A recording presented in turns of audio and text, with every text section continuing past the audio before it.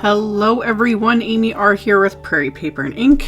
My card today was loosely inspired by last week's color throwdown challenge. I mostly say that because by the time I get this edited and uploaded, that color challenge is done.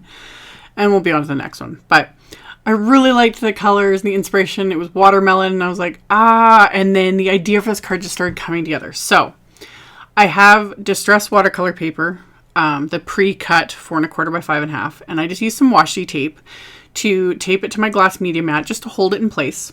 And then I am just painting simple stripes with Distress Oxide ink and one of my Tonic paintbrushes.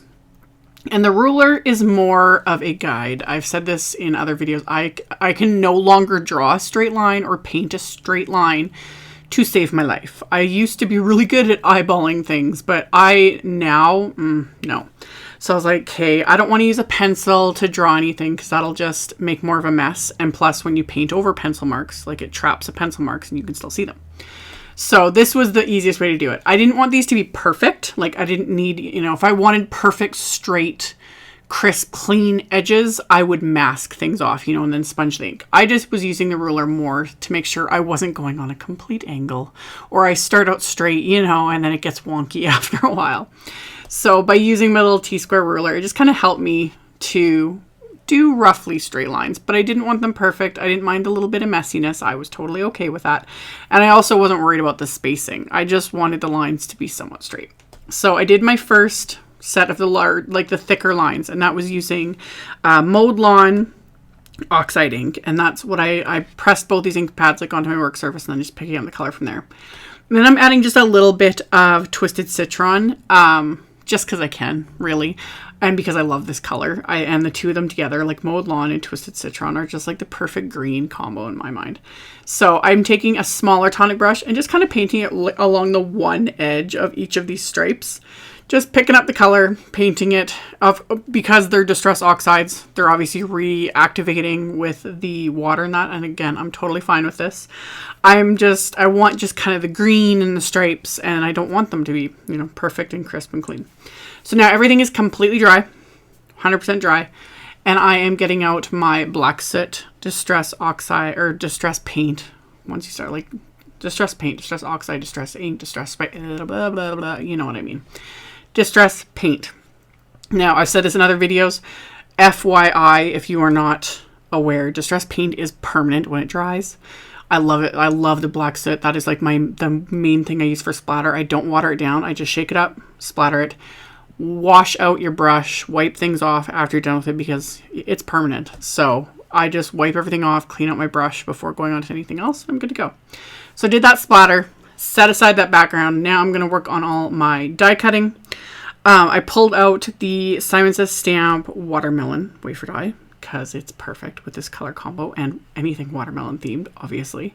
So I die cut. There's a base die and then there's the die that cuts the actual flesh and rind and everything.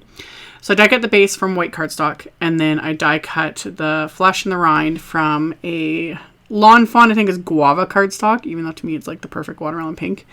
And then Simon's green leaf cardstock.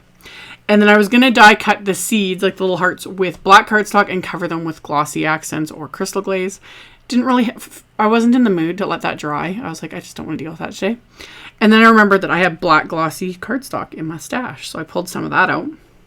So, and it's even more reflective than just adding glossy accents or crystal glaze to black cardstock would be.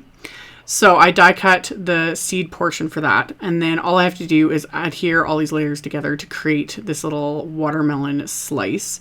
So I just use craft tacky glue for that. It just got the, the flesh in place and then the little bit of rind. And then for all of the little heart-shaped seeds, I'm going to use my little jewel picker, which works perfectly with this because it's a glossy cardstock. It just picks up easily. So I can just add little dabs of glue into the openings and then press all of these little seeds into place. So super easy, quick, done. Not a whole lot of effort required. So I went along and just popped out all the little seeds out of the die just with my craft pick here and then picked them up with the little smaller end of my jewel picker and then pop them into place after putting little tiny dabs of craft tacky glue into each of those openings. And then this piece is done.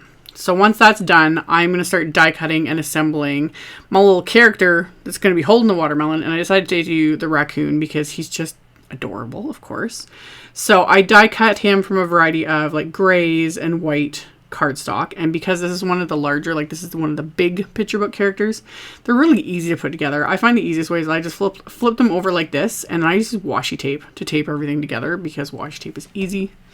It tears easily. I can just quickly add it. You can't see it through the cardstock. It's good to go. So that's what I did. It was just taped everything kind of into place with the washi tape. And I also covered the openings like for the inside of the ears and the nose and eyes and whatnot, because then I can flip this over and then I can either press them into place. I've done this, or like this time I'm adding just little bits of the craft tacky glue. It just gives that little extra bit of adhesion, because while I love washi tape, it isn't obviously like super sticky, so sometimes things can fall apart, but I always add that little extra insurance with a little bit extra glue and it's good to go. So I done his face. I used the big picture book medium body for his body, and then I used the big picture book tails set and die cut the large tail twice from the light gray and the dark gray cardstock, and then I just freehand cut the dark cardstock to create the stripes for his tail, so the raccoon has his, you know, cute little striped tail.